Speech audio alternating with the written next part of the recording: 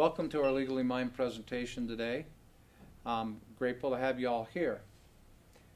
I'm sure you've all heard the phrase at one time or another in your life, the only two guarantees in life are death and taxes. How many of you have heard that? Okay. Well, for the successful professional, we're going to add one additional guarantee. And that guarantee is a guarantee of lawsuits. Because if you have success, especially financial success, that's what I'm talking about, the simple fact is, if you are financially successful, somebody else wants what you have. And the easiest way to get what you have is to sue you. So, what's the third element? If you are financially successful in America, there are three guarantees: death, taxes, and lawsuits. Okay? I've got good news and I've got bad news. So let's just start off with the bad news and get that out of the way. I am not going to be able to stop you from dying. That's the bad news. The bad news is we're all going to die. And sooner or later it's going to happen to you, it's going to happen to me, it's going to happen. And when one of you comes up with a way to end death, let me know first. I'd like to be the first person, and I'll sign up right away. But the good news is, I'm going to show you how to eliminate the threat of lawsuits from your life. How many of you would like simply to eliminate the threat of lawsuits from your life? Okay? And the second good news, part of this good news is, I'm going to teach you how to take a massive bite out of your tax bill. How many of you would like to pay less in taxes than you're currently paying? I always get a very enthusiastic response to that particular question. We're going to cover a couple of other areas, primarily how to protect your personal estate and your license. But let's get started with lawsuits. The simple fact is, the United States is a very litigious society, more litigious than any other society in the world. The United States represents just 5% of the world's overall population. But believe it or not, this is a mind-blowing statistic, but it's the fact. Over 90% of the world's lawsuits are filed in the United States. Over 100 million lawsuits a year are filed in the United States. That's one lawsuit per every 3.5 people in our country today. And who gets sued more than anybody else? Well, the people who have the most financial success. That's who gets sued. Why? Because that's where the money is at. No trial attorney wants to sue somebody who doesn't have any money. There's no sense in doing that. So money is what actually drives lawsuits. In fact, we're going to talk quite a bit about that. When we talk about lawsuits and how to beat them, we're going to show you 5 key strategies on how to make this work. But the first thing you need to understand is the cause and how a lawsuit is built. There are 2 elements to every lawsuit. The first element is going to be the cause. I've got news for you. You can't control the cause. And the cause oftentimes will come from somewhere you've never seen before. Slip and falls. Employee-employee relations. Folks, one of the lawsuits is an absolute epidemic in our country today is sexual harassment lawsuits. Now, why is sexual harassment such a big deal? Well, it's a big deal because you can't prove that you didn't do it. Conversely, they may not be able to prove that you did do it. But the big thing is, you don't want to have your name dragged through the mud, so they file the lawsuit hoping you'll settle for some kind of money. But if you walk into a plaintiff's attorney and you can show them that there's no motivation to sue you, that may very well end the lawsuit where it stands. What is the motivation for a lawsuit? Money. Whose money? Your money, right? Your money. Let me ask you this. How often do you think trial attorneys sue homeless people? Why would they sue a homeless person? There's no motivation to sue a homeless person, right? Believe it or not, my objective here today is to make you homeless. You laugh, but the simple fact is, by the time I'm done with the next 15, 20 minutes, you'll understand exactly what I'm talking about. I want you to never own anything of significant value in your name, because as soon as you do, you become a target for the lawsuits. And so we want you to be homeless. The practice of doing this is actually called asset protection. And we use legal tools to make this work for you. The first of the legal tools we're going to talk about is called a family limited partnership.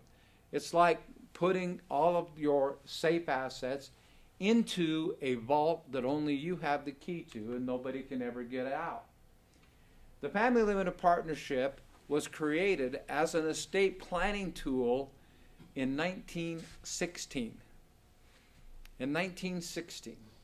In the 1960s, a gentleman by the name of J. Minton discovered this tool. There had been a few lawsuits filed against family limited partnerships, and what he discovered was nobody could actually sue the limited partners. Now, the reason they couldn't sue the limited partners was because the limited partner has no control. You'll notice in this slide that the general partner has 100% of the control and also has 100% of the liability. Because a limited partner has no control, they have no liability.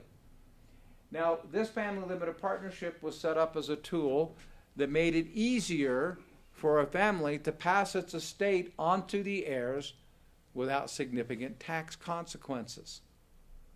However, what we've done in the asset protection world, or what J. Minton discovered, was if we were to take the general partner and just give them a 2% ownership and then make them a limited partner with 98% ownership, guess what? The only thing that could be taken in the lawsuit would be the 2%. That's where it sits. Now, back in the 1960s, believe it or not, you could be both the general partner and the limited partner. Once it was discovered that this, in fact, could work, every single state passed a law making it illegal for you to be both the general and the limited partner.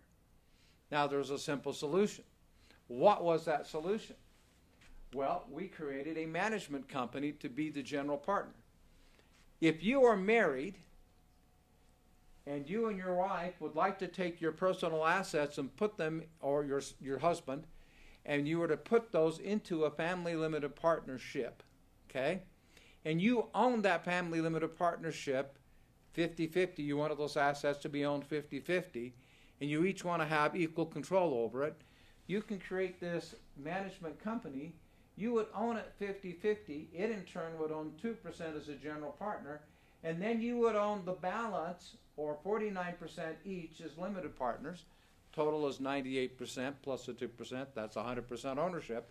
But what could they take if they sued you? 2%. And folks, unless your name is Bill Gates or Warren Buffett, who's going to sue you for 2% of your assets? Nobody is going to sue you. Now, when this was introduced in the 1960s, it was taken to court. And in the lower courts, this Mr. Minton that I mentioned actually lost case after case after case. At the federal appeals court level, he won 12 straight times. However, there was a 13th time, bad luck number. It went to the Ninth Circuit Court of Appeals that ruled against the family limited partnership. That appeal went to the Supreme Court, which took the case in 1974 and ruled 9-0 in favor of the family limited partnership, and sided with the 12 previous rulings from the Federal Appeals Court ruling, and basically said the family limited partnership will in fact protect those assets just as I described it. What's more, you need to understand that asset protection began with this ruling.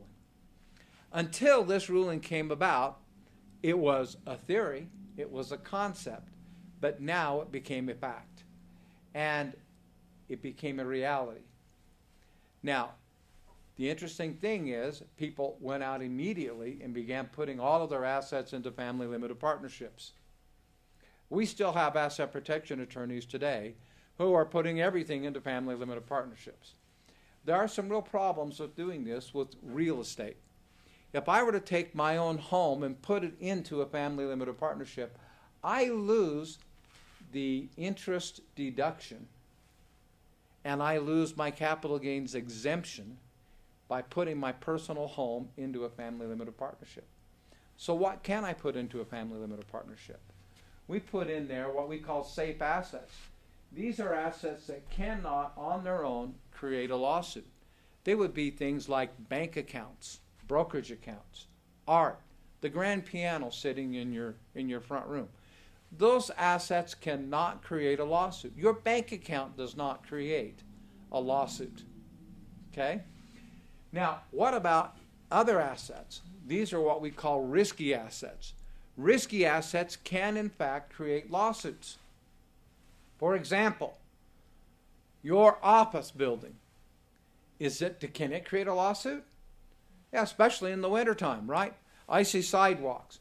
Maybe water on the floor in the office building. Can you think of anything more dangerous than the parking lot? No, all those things are risky. How about a car? A car is a rolling lawsuit waiting to happen, right? Just think about this. A car in the hands of a 16-year-old teenager. Now, some of you are in that position right now, and there's not a scarier thought in the world than having a 16-year-old driving your car. That's within good reason. You shouldn't do that. Do we have tools that will protect those assets? Yes. In 1987, in the state of Wyoming, we had 3 state legislators who had previously worked for Jay Minton as asset protection attorneys. They got together with Jay to craft a new legal tool, and that legal tool would protect these types of assets and do it in a simpler and easier fashion. In fact, that legal tool is something you've all heard of. It's called the LLC. Within 3 years of Wyoming creating the first LLC in 1987, all 50 states had their own version of the LLC in place, and today more than 100 countries have LLCs. Out of curiosity, how many of you in this room today have your own LLCs? Virtually every one of you have an LLC of one kind or another. The LLC is by far and away the most popular legal tool ever created. It is. Now, having said that, understand this. It's oftentimes misunderstood and misused. One of the biggest misuses of the LLC is creating one LLC. First of all, let me say this. A lot of people do not understand that the LLC is not taxed actually as an LLC. It can be taxed as a C corporation, S corporation, partnership, or sole proprietorship. You determine the taxation.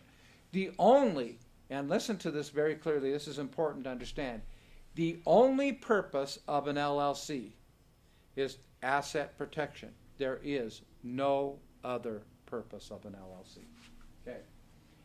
Now, if I were to take my LLCs or my assets and put them all into one LLC, let's say you have some medical equipment, maybe you have an office building, and then you have your personal home. Well, I take them all and put them in one LLC. Okay? Think, I've got them all protected. Do you? What happens if there's a fire at that office building and somebody gets hurt? Or maybe there's property loss on the other side of the building, one way or the other. Do you think there's going to be a lawsuit? Oh yeah, there's going to be a lawsuit. And who do they have to sue? They have to sue, listen to me, they have to sue the LLC because it owns all the assets. Okay? But what else is in that LLC? Well, there's your medical equipment sitting in there. Does that mean your medical equipment is now subject to that lawsuit against the building? Uh-huh. What about your home? Oh, yeah, it's in there too. Now your home is subject to that same lawsuit. If I'm wise, what I do is I create a box for each and every one of them. Now when that middle home burns down, or that office building burns down, guess what happens? Nothing happens to the other two because they're in their own LLCs and they are what we call outside assets to the office building. And they cannot be taken as an outside asset. And that's the way an LLC should be properly worked. Now I want you to understand this as well. I'm not going to get into great detail, but there are different LLCs for different types of assets today. There are LLCs that we will use for real estate. There are LLCs that we use for medical equipment. There are single member LLCs and there are dual member LLCs. There are LLCs for just about everything under the sun today. We have series LLCs where I can take one mothership LLC and put a whole massive number of LLCs underneath it. When I do all that, then I need to have, guess what? I need to have some real professional help to make this work in the right way. Now, am I going to go out there and just get on the website, the state website, and create an LLC and think, voila, I've got it made? You may think you've got it made, but you're probably using the wrong LLC for the wrong property. And there are tax consequences to not using the right type of LLC in that situation. The simple fact is you need professional people to help you make these decisions and make sure that it's done the right way. Now, another real problem that we have, and you need to understand, other corporations actually use this. For example, understand that at Disney today, if I get a ride on the Big Thunder Railroad, do you know that the Big Thunder Railroad has its very own LLC? When I enter Disney World, do I pay Big Thunder Railroad? Who do I pay, John? Park. I pay Disney, right? Okay. Now I go out on the Big Thunder Railroad, I hurt my back, I get off, and I'm going to sue the Big Thunder Railroad. Okay? Seems reasonable. What I'm discovering is that the Big Thunder Railroad, or I think I'm going to sue Disney, but I can only sue the Big Thunder Railroad. The Big Thunder Railroad is in its very own LLC. Believe it or not, the laws surrounding the LLC will not allow the judge to liquidate the Big Thunder Railroad. The only thing the LLC will allow the judge to do is take the revenue, a portion of the revenue, and give it to me. How much revenue does the Big Thunder Railroad get? Zero. Doesn't get any revenue at all. So it does me no good to sue the Big Thunder Railroad. Okay? Walmart does the same thing. Now, every single Walmart store is in its very own LLC, but what surprises most people is to learn that the Walmart store and the parking lot are in separate LLCs. What do you think creates more lawsuits, the store or the parking lot? The parking lot does, by far. How much money does a Walmart parking lot make? It doesn't make any money. Here again, you ask, wow, well, these big corporations know what they're doing. Well, as a matter of fact, they do know what they're doing. The only real question is, if they are doing it, why aren't you? And let me give you a good answer as to why you're not doing it. Number one, the trial attorneys don't want you to do it. And they and all their minions will tell you there's nothing you can do to protect your assets against lawsuits. If we want to sue you, believe me, we can sue you. And I can't tell you how many times I've heard that said over the years. That's not true, folks. You can, in fact, protect your assets. And Walmart and Disney are two great examples of how and why this can be done. The other real problem that we face when we look at this is the cost of doing it. If you were to go out and find one of the 100 or so boutique asset protection law firms in America that take care of asset protection for clients, they want you to have at least $5 million in assets before they will even talk to you. Okay? And normally it's a $50,000 fee to walk into their office. And that becomes a major problem for most of the clients who get sued more often than anybody else. And who gets sued more often than anybody else in America? Well, believe it or not, it's medical professionals, because it's perceived that they are, number one, financially successful, and number two, every time they treat a patient, they take risk. All right, so now we understand why most people do not protect their assets, because they've been told it does them no good and the cost is just too much. You need to understand that there have been laws created to get through the asset protection that is actually solid and put in place. The first of these rules that were laws that was created that's universal throughout the country today is a law allowing a judge to pierce the corporate veil. You've all heard the phrase, but very few people really understand what it means. When a judge pierces the corporate veil, they use what's called an alter ego ruling. That means that they view the corporation as nothing more than an extension of yourself. That means that anything and everything you own in your own name will become subject to the corporation against your corporation or your practice. For example, if you work in a hospital, you're a hospital employee, a physician, and somebody files a lawsuit. Do they just file a lawsuit against the hospital, or do they name physicians? In fact, they name every physician in the hospital, whether they had anything to do with the patient or not. And their intention is, in fact, to pierce the corporate veil and make every single doctor personally responsible for the actions of the hospital or the actions of another doctor in the hospital. The next problem is a law passed in California 30 years ago which allowed judges to dissolve your LLCs or your family limited partnerships at will. But it primarily attacks the LLC. So what happens? You go into court, the judge rules against you. Now the judge wants to enforce the ruling, and he discovers that your assets are in LLCs and there's nothing he can do. Right? Wrong. The law in California allows the judge to simply dissolve the LLC and put the asset back in your name, so now he can take it because he's pierced the corporate veil. Believe it or not, a multitude of states throughout the country have now passed the very same law. What's probably, arguably, the most conservative state in the U.S. that you would think would never ever pass a law like this? Would you not say it's Utah, right? When you consider Utah as the most conservative state in the United States, there is not a single liberal representative, well, let's just put it this way. There's not a Democrat representative in the state on a federal basis. There isn't. They're all Republicans. It's conservative as you can be. They passed this law.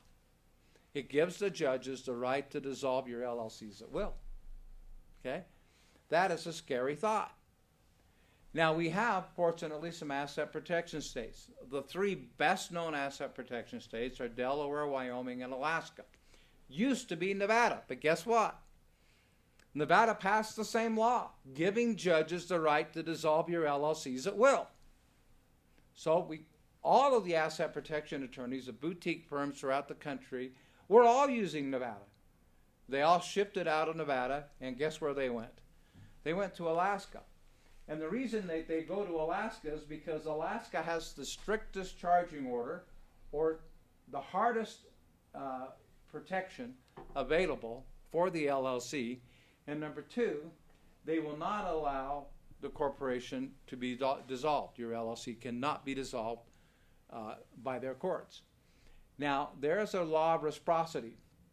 That law says the state in which you are sued has to follow the law where the asset is owned. So we create a holding company in Alaska.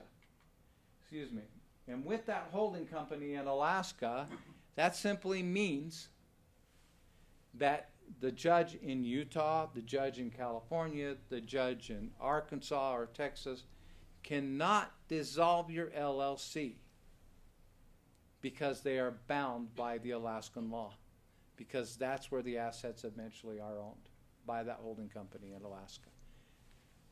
It's a great way to own your assets and is the key to asset protection. Now, the last and final piece of this puzzle is the verbiage used in your entities. And this is so vitally important, I can hardly even begin to describe it. When the trial attorneys lost the lawsuit at the Supreme Court level in 1974, it was no secret to them. They knew they were going to lose that lawsuit. They knew it. By the time the ruling came down, 35 states had already passed the charging order. By 1977, all 50 states had the charging order in place. And the charging order actually gives more protection to both the family limited partnership, and it's the only protection available in the LLC. It's what protects the LLC. However, they were sneaky. They created verbiage inside the LLCs that made this charging order work against the LLC and against the defendant. And it is called a pro rata distribution clause. That pro rata distribution clause basically gives the judge the right to take charge of your distributions. So I'm going to pick on a couple of you here. Jessica, I'm going to pick on you and Dave. So Jessica, let's assume for a minute that you sue Dave. I'll be the judge. Okay? You sued Dave for $1 million, and I've ruled against Dave. I've ordered him to pay you $1 million. Okay? Now, Dave has this LLC in place. Now, believe it or not, I am bound by the charging order. That charging order will not let me liquidate hard assets inside of Dave's LLC. Remember the Disney thing and the whole thing with the Big Thunder Railroad, right? The only thing I can do is take Dave's income. If Dave's LLC is written with a pro rata distribution clause in it, Dave, I can take charge of your finances, and believe it or not, I can determine that a salary of $50,000 a year is good enough for you, and the rest of the money you get, I'm going to give to Jessica. Would that make you happy? Yeah, nope, not happy. No. Okay. Now, Jessica, you're pretty happy. You're going to get paid, right? Right. Now, if David come to us and got set up with what we call a non-pro rata distribution clause, this is what Jay Minton created. It effectively blocks the judge. It stipulates that only the general partner, Dave, can make a distribution or order that distribution. And he can make that distribution on a pro rata or a non-pro rata basis at his sole discretion. Furthermore, Dave, he gives you other options. For example, and you need to understand, if ever you take a distribution for yourself, I as a judge can take charge of that distribution and give it to Jessica. But if you have other options instead of taking a distribution, that might be preferable. For example, you might take out an interest-free loan with no intention of ever paying it back. Now, does that sound like a distribution? Kind of. Sounds like a distribution to me, but it's not. You see, we send our lawyers to school for 3 years, and we send them there to learn a whole new language that none of the rest of us understand. And they write up contracts in this language so that whenever we need to take a look at a contract and understand it, guess what we have to do? Well, we have to go hire an attorney who helps us understand the whole thing. All we've done here at Legally Mine is taken the semantics of these contracts or of your corporations, your LLCs, and we've made them work in your favor instead of against you. That's the real magic of our LLCs. And are they different? They're absolutely different. In fact, one of the major reasons we like Alaska as a holding company is that every 2 weeks they actually have a board meeting, and at that board meeting they gather together and approve as a board each and every one of our individual LLCs we create in Alaska as a holding company. Why? Because our distribution clause is far different from anybody else's, and it breaks the mold, and it gives the extra added protection. And remember, that is a non-pro rata versus a pro rata distribution clause. Folks, how many of you would like to know if your LLC or if your FLPs, if you have them, How many of you would like to know if they have a pro rata or a non-pro rata distribution clause? You'd all like to know, right? Don't worry about it. They're all pro rata. And the reason that they're all pro rata is because the trial attorneys have taken over the publications and the software used by the attorneys to create these LLCs. And every one of them is going to be a pro rata distribution clause. We review thousands of LLCs every single year, and maybe we find one or two a year that actually comes through with a non-pro rata distribution clause. It's universal. And they're all written this way to give all the power and the authority to the trial attorneys and make sure that whenever they want to sue you, your assets will be available to them. So what does that in reality mean? It means that you've gone out, you've paid an attorney to create, all of you who have LLCs, right? You all raised your hand, oh yeah, I got an LLC, and you think, well, I'm protected. Well, you're not. You're not protected at all. And the reason you're not protected is because in the end, the trial attorneys can come right after you. The trial attorneys can take charge of your distributions, and they don't care at all if you have an LLC because they know that they got you right where they want you. How do you turn the tide on? You turn the tide by using an asset protection firm that specializes in the field and make sure that whatever you do will really work when push comes to shove. Now, having said all that, that language creates that massive advantage to you. Here's the biggest advantage. Jessica, you sue Dave. You get a ruling from your favor for $1 million. Great, right? Till you find out that Dave has everything written in the right way. It's a non-pro rata distribution clause, and Dave doesn't have to give you any money if he doesn't want to. So Dave, do you want to give any money to Jessica? Heck no. No. Sorry, Jessica. You sued, you won, but you're not getting any money. You know what's worse than that?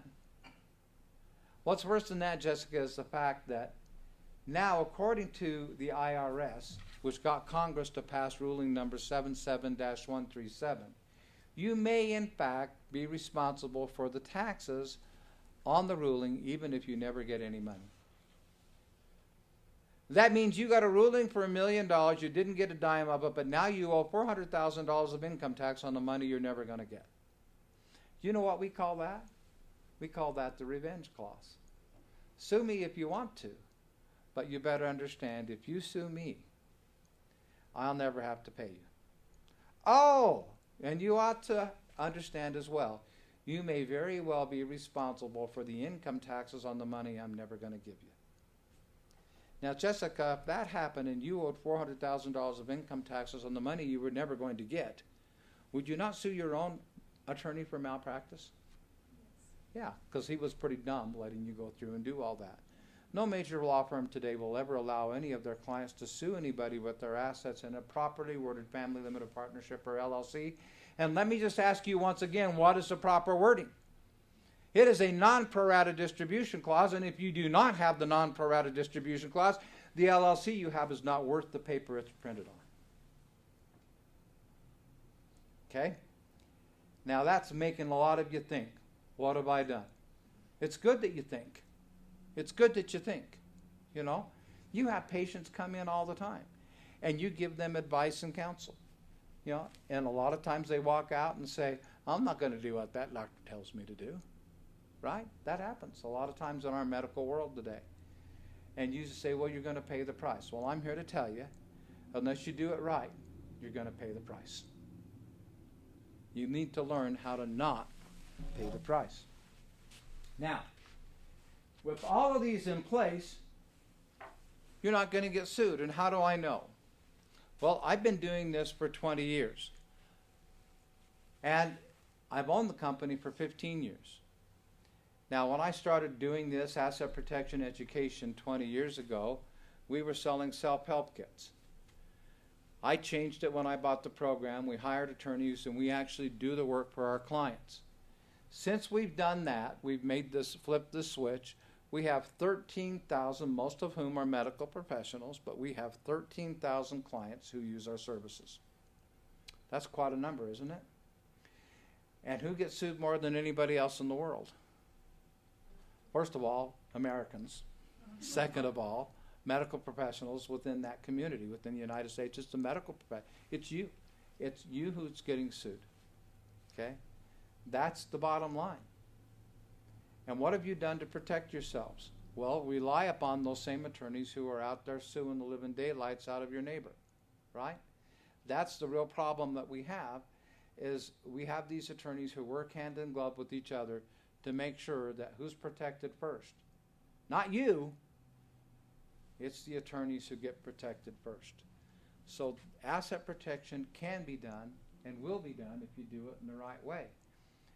With 13,000 clients, over 15 years, we cannot find any evidence of any of our clients ever going to court or losing money to a lawsuit. Because why? Because there's nothing to take from our clients. That's why. Okay? Now, having said that, let's talk about another legal tool that needs to be used, and that's your estate planning or your living trust.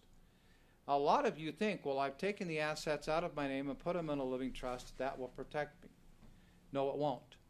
A living trust is a revocable entity. As a revocable entity, it is subject to the will of the courts, and it cannot protect you in a lawsuit. A living trust does the same thing that a will does. It distributes your assets after you have passed away. The great thing about a living trust is as soon as you die, not before, but as soon as you die, it becomes irrevocable. And irrevocable trusts cannot be subject to the will of the courts. Therefore, it's not subject to probate, which is a court. And that's the advantage of a living trust over a will. Now, we use what's called a pour-over will and inside of a living trust to take everything that you didn't mention individually, and you can put that into your living trust. But the simple fact is that the living trust avoids probate and it protects everything after you've passed away. I happen to have, a family.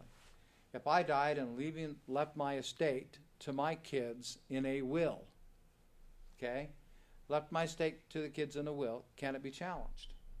Yeah. Yeah. And do you think I have one of my kids I think might challenge that will? As a matter of fact, I do, and I know which one it is. Well, so this one kid challenges the will. He actually sues the estate, and the rest of the kids are going to be mad at him because now they have to pay attorney's fees to defend the estate. And by the time they're all finished with this picture, nobody's going to like each other, and nobody's going to have any money, except for who? The attorneys. Well, it always works out that way. For some reason, the attorneys end up with all the money. Well, that's the way this is going to work.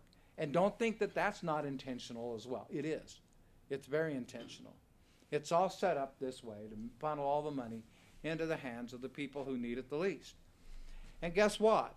If I die with the living trust, it can't be challenged. They're going to have to follow my desires no matter what. And that one kid is still going to be mad no matter what. But you know what? He'll be mad at me, and I don't care because I'm dead. Right?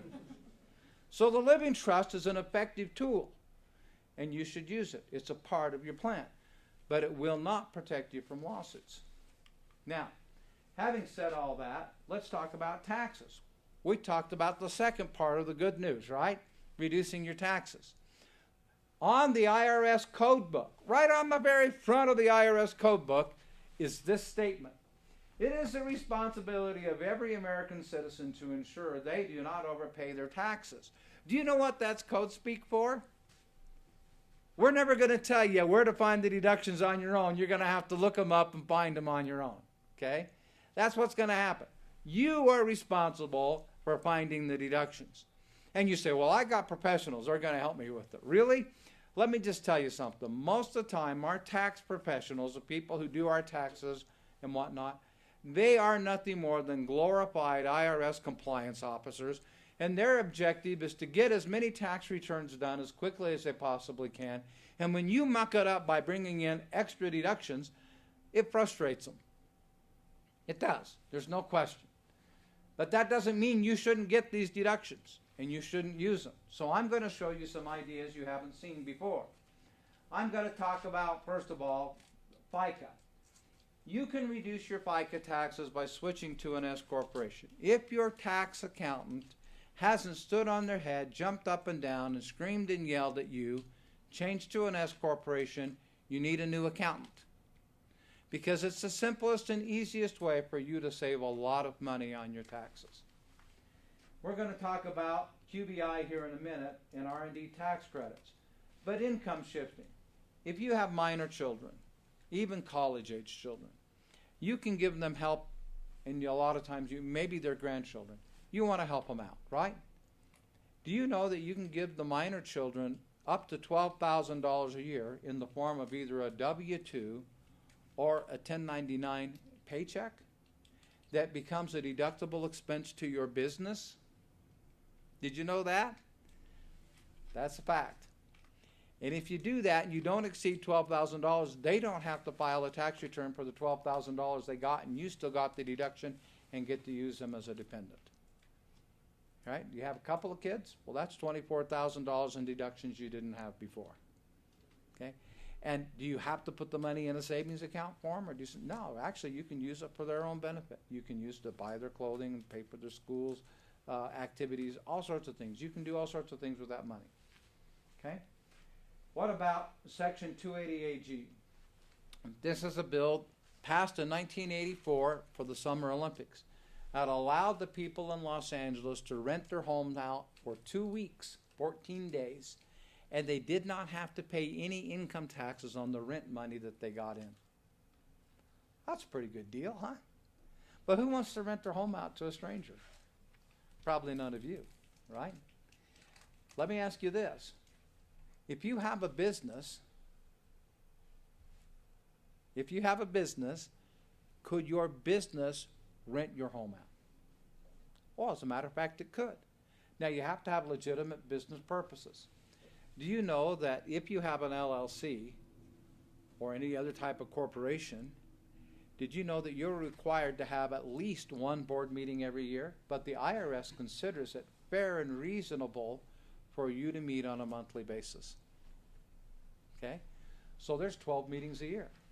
You can also have 2 entertainment meetings a year, one, let's say, at the 4th of July and one at Christmas. Well, there's 14 times a year you've now rented your home out to your business, and guess what? You can deduct that expense. Now, how much can you deduct? Our accountants are telling us that in general we can use what's called the conference room rule. Now, I'm not going to come in, and everybody is different. Understand, it does depend upon the size of your home. It depends upon the city in which you live. And frankly, about how nice your home is. And to some degree, how much revenue your business is bringing in. But let's say you use the conference room rule. That's $2,000 a day or $28,000 a year. If you're in a 40% income tax bracket, that's around $12,000 a year in income to you. That's cash in your pocket. That's a pretty good amount of money to all of a sudden get in that you didn't have before. Captive insurance, I'm not getting into great detail, but here, if you're making over $250,000 a year, you can create, it's justifiable to do this, you can create your very own insurance company. And you pay yourself premiums, and the premiums are all tax deductible, and they grow on a tax deferred basis. It's a terrific tool. Okay, let's talk about some specific things. The Licensed Professional Deduction, or QBI. QBI was made a law in 2018, and it applies to any licensed professional using any type of an entity, be it an LLC or an S corporation. To qualify for this deduction, you have to make less than $465,000 a year on your bottom line. Okay? So, for some of you, you may not qualify for it. But for those of you who are making less than the $465,000 a year, believe it or not, you can take 20% off the top. Let's say your business brings in a total of $1 million. Oh, you get to take a $200,000 deduction right off the top of your income before you take any other deductions. I don't know, would a $200,000 deduction save you any money? I think it might. That is a substantial benefit. Now, how many of you are doing that right now? Well, none of you are doing it. And you know why you're not doing it? Because it requires your tax professional to fill out 7 different forms to make it work. And even our own tax people say it is an absolute pain to have to do it. We don't like doing it, but we will. We'll do it if we have to. That's what they say. And we can teach them how to do it. Okay. The R&D tax credit. The R&D tax credit was passed in 1981 as a part of TEFRA, and that economic package actually did away with tax credits, except for they gave R&D tax credits to big pharma companies because they wanted to encourage them to continue to do research and development. And then they kept renewing it every year until 2015, and in 2015 they made the law permanent. In order to make it permanent, they had to make it available to all businesses. And yet very few of you are using the R&D tax credit. That means anything you do that's legitimately created to help your business for research and development, maybe it's buying new software, maybe it's buying a new piece of equipment, I don't know, maybe it's learning about how to protect your assets and get tax deductions like what you're doing right here today. How about you didn't even know that as you're sitting here today, you're making money in the form of a tax credit? Now, what's the difference between a tax credit and a tax deduction? Well, a tax credit actually goes against the amount of money you owe in taxes at the end of the year. If I have a tax deduction and I bring in revenue of $1 million and I have a $200,000 tax deduction that I just mentioned, right? That takes my total income down to $800,000 and I'm taxed on it. Now, at the end of the year, I discovered that my bottom line is I made $200,000. And my taxes that I owe on $200,000, let's say it's $60,000 that I've got to fork out. If I've got a $60,000 tax credit, guess how much I have to fork out? Nothing. I just paid for my taxes with tax. It's the same thing as putting $60,000 in your pocket. That's how the R&D tax credit works. Is it worthwhile? Yeah, it is. Let me tell you something else that you probably didn't know. You say, how come my accountant didn't tell me about this? Okay? It takes a lot of work. It takes a qualified person. We have accountants throughout the country right now who actually call on us and ask us to do the tax credit. Our number one competitor in the Valley called us 2 weeks ago and actually asked us to start doing tax credits for their clients because they didn't feel qualified to do it on their own. So we are doing tax credits for people all across the country. And we can go back for the last 3 years to see what kind of R&D you did over the past 3 years. And not only do you qualify for it, but the work that your employees have or staff members have done, they also qualify for you to receive a personal tax credit. I mean, it's a beautiful world if you use it in the right way. Okay. That having been said, we put everything in place. Your assets are protected, and you've got tax deductions. And this is a recommendation or a letter from one of our clients. I joined Legally Minded a few years ago and have referred several physician colleagues. My experience has been excellent, felt appropriate. But you'd be hard-pressed to find this level of experience and legal expertise that is specific to the healthcare world.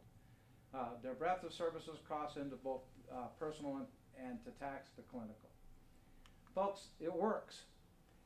We also, as a part of our program, have decided that we don't want to have you burdened with taking care of things like HIPAA compliance and OSHA compliance.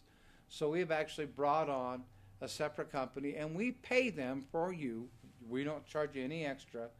We pay them for you as a part of our service to make sure all your HIPAA and OSHA compliance is taken care of. This is a big deal, folks. It is a massive deal.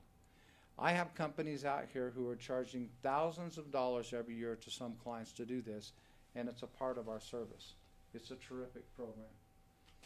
Now, having said all that, understand that if you were to go to your own attorney and say, Mr. Attorney, I want you to set this up for me, this is the bottom line. It will cost you between $25,000 and $45,000. You're probably going to have to go to several different attorneys to make it work. And the worst part of it all is that when it's all said and done, you still don't have a single thing protected. Nothing. Because they're all going to have pro rata distribution clauses in them, just like the ones that you have right now. And you're wondering, am I really protected? And the answer is, no, you're not. You think you are. You've been told that you are, but you're not. You need the non-pro rata distribution clause in order to make it asset protective. And unless you have an asset protection attorney specifically doing your work, it is not going to be effective to you. It's not going to work.